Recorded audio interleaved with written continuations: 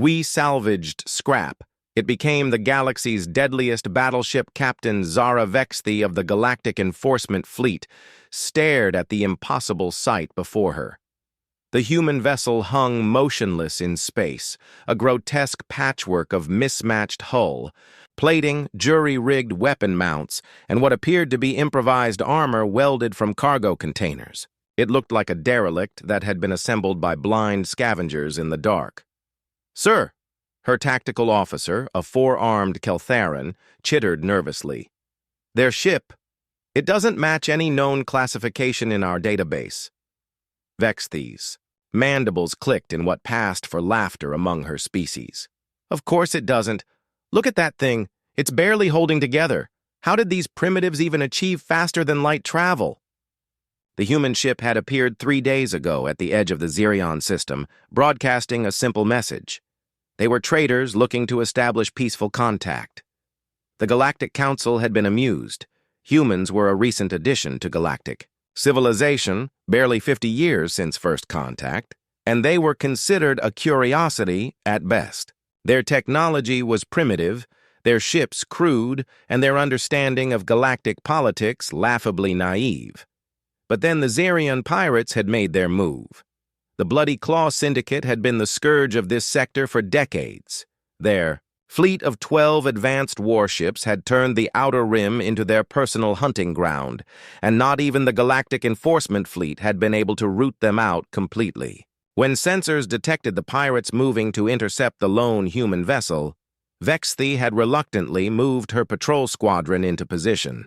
The humans might be primitive, but they were under galactic protection. She had expected to arrive and find debris. Instead, she found the impossible. 11 pirate vessels floated dead in space, their hulls cracked open like eggs. The 12th, the flagship Void Render, was somehow intact but completely powerless, its crew broadcasting desperate surrender signals. And in the middle of it all sat the human ship, looking exactly as ramshackle as before, but very much alive. "Incoming transmission from the human vessel," her communications officer announced. "Put it through." The main screen flickered, revealing a human male with graying hair and grease-stained coveralls. Behind him, Vexthi could see what appeared to be a bridge assembled from salvaged components and held together with molecular tape. "Afternoon," the human said cheerfully. "Captain Jake Morrison of the makeshift. Hope we didn't cause too much of a fuss." Vexthi struggled to find words. "Captain Morrison? How did you destroy an entire pirate fleet with—" She gestured at her screen. "That?" Morrison grinned. "Oh, this old girl. She might not look like much, but she's got it where it counts. See, the thing about humans is we're really good at making do with what we've got." "But they're weapons," Vexthi protested. "The Void Render alone had quantum torpedo launchers and phase cannon arrays. Your ship appears to be held together with salvage and prayer." "Well, you're not wrong about the salvage part," Morrison admitted. "Started building her from a crashed Terran cargo hauler we found drifting in the Vega debris field.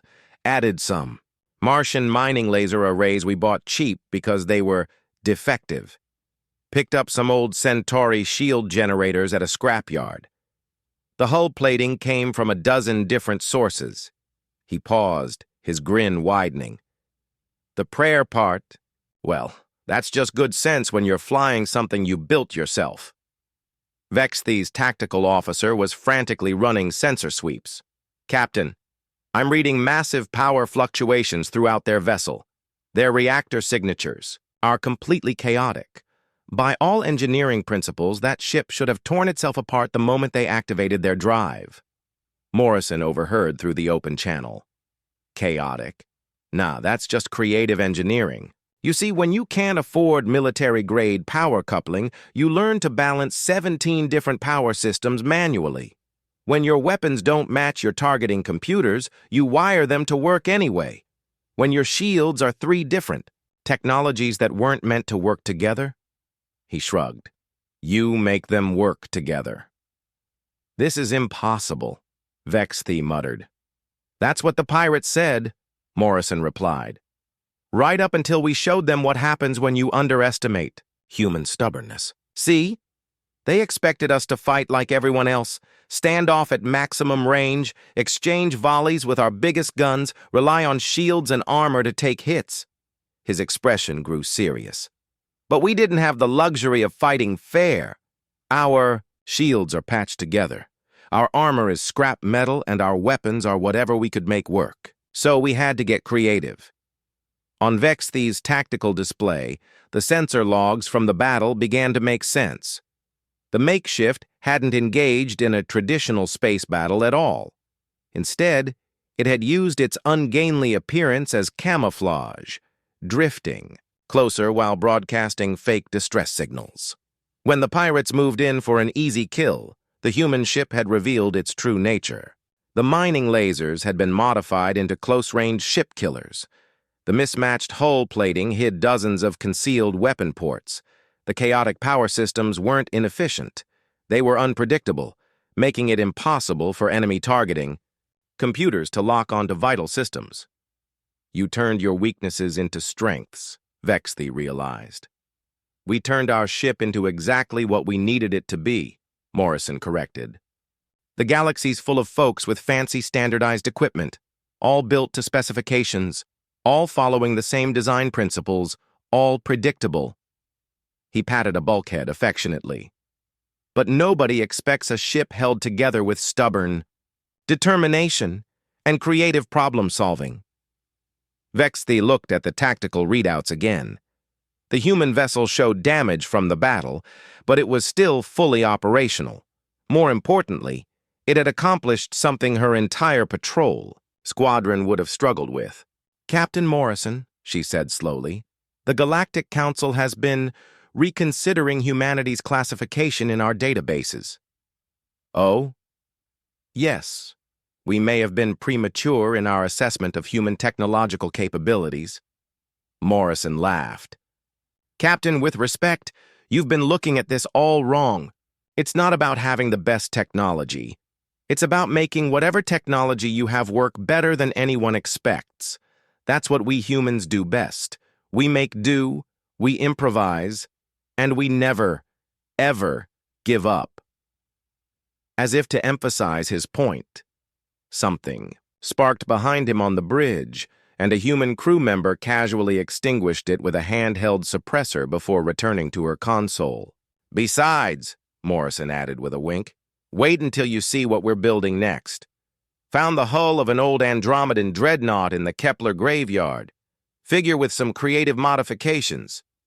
Vexthi's mandibles clicked again, but this time it wasn't laughter. It was the sound her species made when faced with something that defied all logic, yet somehow worked anyway. In the distance, the makeshift began to move, its mismatched engines creating a light show that would have been beautiful if it weren't so obviously dangerous. As it disappeared into hyperspace, Vexthi made a mental note to recommend a significant upgrade to humanity's threat classification. After all, any species that could turn scrap metal and stubborn determination into the galaxy's most effective pirate hunter deserved considerable respect, even if their ships did look like they were held together with hope and spare parts.